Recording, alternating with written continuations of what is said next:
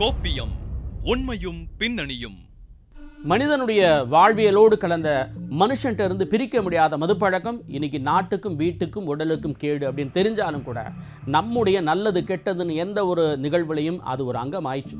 இது மாதிரி தான் கள்ளச்சாராயம் கொடிகட்டி பறக்கக்கூடிய கள்ளக்குறிச்சி மாவட்டத்தில் இருக்கக்கூடிய கருணாபுரம் அப்படிங்கக்கூடிய கிராமத்தில் கள்ளச்சாராயம் குடித்து இறந்து போன இருவரின் இறுதிச் சடங்குக்கு போனவங்களும் கள்ளச்சாராயம் குடித்ததுனால ஒரு கிராமமே இன்னைக்கு சுடுகாடாக மாறிய கொடுமையான சம்பவத்தில் இருக்கக்கூடிய உண்மை என்ன, அதனுடைய பின்னணி என்னங்கிறத இப்போ பார்க்கலாம். மனிதனிடமிருந்து பிரிக்க முடியாத தீய பழக்கமான மதுவினால் இன்றைக்கு கள்ளக்குறிச்சி மாவட்ட கருணாபுரம் கிராமத்தில் உள்ள ஒவ்வொரு வீட்டிலும் மரண வாசம் செய்ததால் ஒட்டுமொத்த கிராமம் சுடுகாடாக மாறிப்போனதை கண்டு தமிழ்நாடே கலங்கி போனது.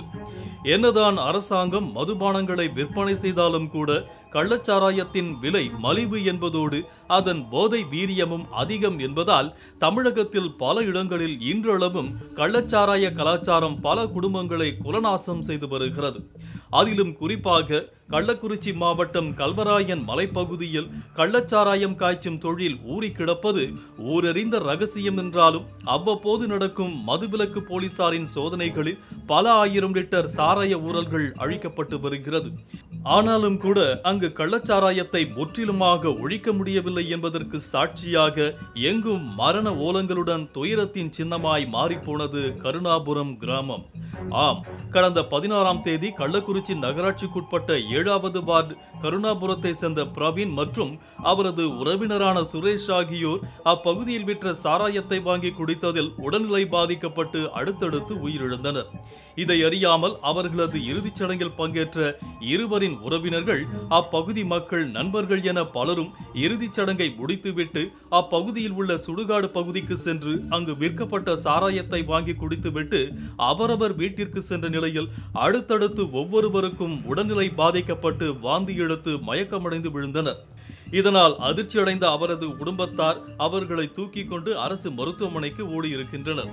இதற்கிடையில் இதே போன்று கருணாபுரம் கிராமத்தில் பலருக்கும் அதே பாதிப்புகள் ஏற்பட அவர்கள் அனைவரும் கள்ளக்குறிச்சி மருத்துவமனையில் அனுமதிக்கப்பட்ட பொழுதுதான் கள்ளச்சாராயம் அருந்தியதன் விளைவு என்பது பலருக்கும் தெரிய வந்தது. அதற்குள்ளாக அடுத்தடுத்து 5 உயிர்கள் சரிய கள்ளக்குறிச்சி பகுதியில் பெரும் பதற்றம் ஏற்பட்டது. கள்ளக்குறிச்சி கோட்டைமேடு பகுதி கருணாபுரம் பகுதியில் ஒரு பரபரப்பான செய்தி வந்து எல்லா சமூக வலைதளங்களில் ரிப்போர்ட் ஆனது. இதுக்குண்டான விளக்கம் வந்து நாங்கள் மருத்துவ கல்லூரி ஆஸ்பத்திரியில் இருக்க ரிப்போர்ட் பண்ணக்கூடிய 14 பேருக்கு வந்து நம்ம சிகிச்சை வந்து தமிழக அரசாங்கம் மூலிமா வந்து தரமான சிகிச்சை வந்து நம்ம கொடுத்துட்ருக்கோம். குறிப்பாக இந்த தவறான செய்தி பற்றி விளக்கம் நம்ம கூடுதல் டீட்டெயில்ஸ் விவரங்களுக்கு போனோம்னா அதில் வந்து ஒரு 3 டெத்து நடந்ததாக வந்து தவறான செய்தி வந்து வந்திருந்தது. இந்த 3 டெத்துமே வந்து நம்மளுடைய கள்ளக்குறிச்சி மெடிக்கல் காலேஜ் ஹாஸ்பிட்டலில் நடந்த இறக்கம் கிடையாது. அதில் பிரவீன் இருக்க ஒரு பையன் வந்து வயிற்று வலின்னு சொல்லி நேற்று வந்துட்டு மறுபடியும் குணமாகிட்டு வீட்டுக்கு போயிட்டாப்புல.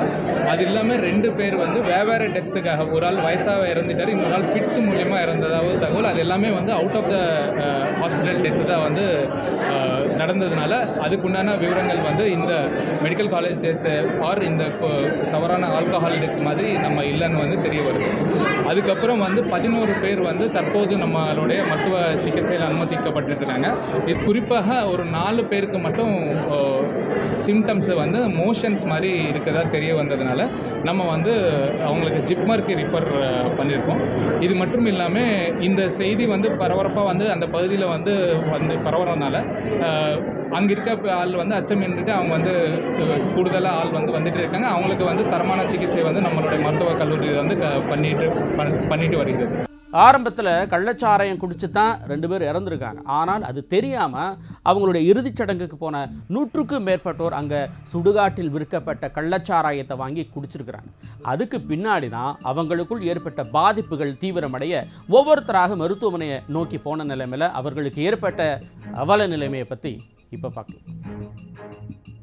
கருணாபுரம் மற்றும் அதனை சுற்றியுள்ள பகுதிகளை சேர்ந்த மது அருந்திய பலருக்கும் அதிக வயிற்றுப்போக்கு, கை கால் மறுத்து போதல் போன்ற பாதிப்புகளுடன் அரசு மருத்துவக் கல்லூரி மருத்துவமனைக்கு படையெடுக்க கள்ளக்குறிச்சி பஸ் நிலையம் முதல் கள்ளக்குறிச்சி மாவட்ட அரசு கல்லூரி மருத்துவமனை வரை சுமார் 20க்கும் மேற்பட்ட ஆம்புலன்ஸுகள் ஒரே நேரத்தில் அணிவகுத்ததால் கள்ளக்குறிச்சியே பதற்றத்தின் உச்சிக்கு சென்றது.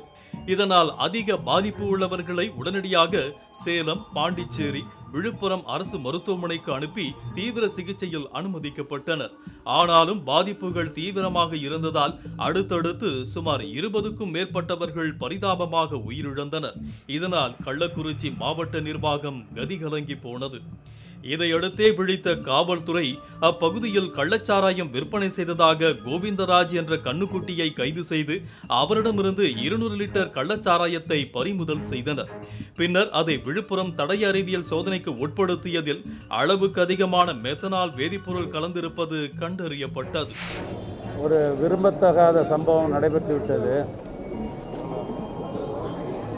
இந்த கள்ளக்குறிச்சி மருத்துவமனையில் மருத்துவக் கல்லூரி மருத்துவமனையில் 74 பேர் இந்த மருத்துவமனையில் அட்மிட் செய்யப்பட்டது. அதில் 13 பேர் இறந்து விட்டாங்க. ரொம்ப அவசர சிகிச்சை என்ற அடிப்படையில் பிரித்து குறிப்பாக ஆண்கள் 67 பேர், பெண்கள் 6 பேர், திருநங்கை 1 ஆக 74 பேர் ஏற்கனவே அட்மிட் செய்யப்பட்டாங்க. இதிலிருந்து அவசர சிகிச்சைக்காக பாண்டிச்சேரிக்கு ஜிப்மர் மருத்துவமனைக்கு 17 பேரையும், சேலம் மருத்துவமனைக்கு 11 பேரும், விழுப்புரம் மருத்துவமனைக்கு 4 பேரும் அவசரமாக அவளை காப்பாற்ற வேண்டும் என்ற நோக்கத்தில் அனுப்பப்பட்டது. அதில் விழுப்புரம் மருத்துவமனையில் ஒருவர் இறந்துட்டார். சேலம் மருத்துவமனையில் 3 பேர் இறந்துட்டாங்க. ஜிப்மர் மருத்துவமனையில் 3 பேர் இறந்துட்டாங்க. இதெல்லாம் நம்முடைய கள்ளக்குறிச்சி மருத்துவமனையில் அட்மிட் செய்யப்பட்டவங்கள 6 பேர் இறந்துருக்கிறாங்க. ஆக 13 பேர் இறந்துட்டாங்க. இந்த 74 பேரில் அவசர சிகிச்சை என்ற அந்த அபாய கட்டத்தில் இன்னும் 9 பேர் நின்று கொண்டு தான் இருக்கிறாங்க. அவங்க தொடர்ந்து பல்வேறு மருத்துவக் கல்லூரி இருக்கிற மருத்துவரெல்லாம் அழைத்து இங்கே மருத்துவம் செய்து கொண்டிருக்கிறோம்.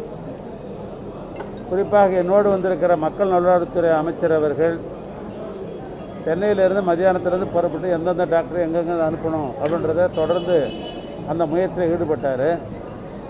வந்த பின்பு கூட ஒரு டாக்டரை அழைத்து என்னென்ன ட்ரீட்மெண்ட்டு தந்துருந்துக்கிறீங்க, ஏன்னா இப்போ ஆய்வு செய்த அடிப்படையில் மெத்தனால் என்கிற ஒரு திரவத்தை தான் கலந்து குடிச்சிருக்கிறாங்க.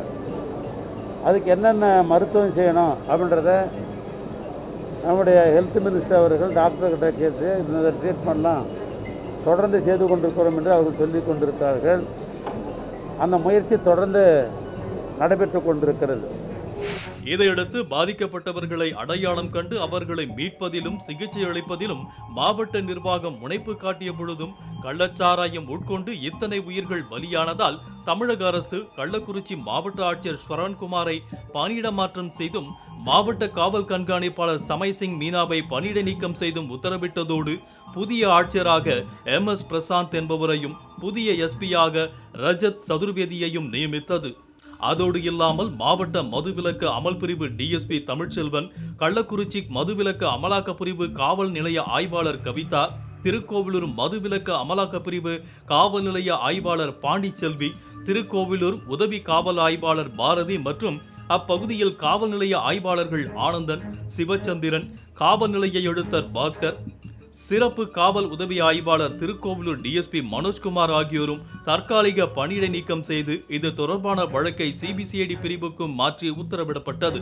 இப்படி பல்வேறு நடவடிக்கைகளை எடுத்து வந்தாலும் உயிரிழப்புகள் ஏற்படுவதை தடுக்க முடியாததால் சம்பவம் நடந்து 2 நாட்களில் மட்டும் கருணாபுரத்தைச் சேர்ந்த சுமார் 21 பேர் உயிரிழந்த நிலையில் அவர்கள் அனைவரையும் ஒரே இடத்தில் தகனம் செய்தது கொத்தாய் மடிந்த மனித உடல்கள் எரியூட்டப்பட்ட துயரத்தால் கருணாபுரம் கிராமமே கண்ணீரில் மிதந்தது.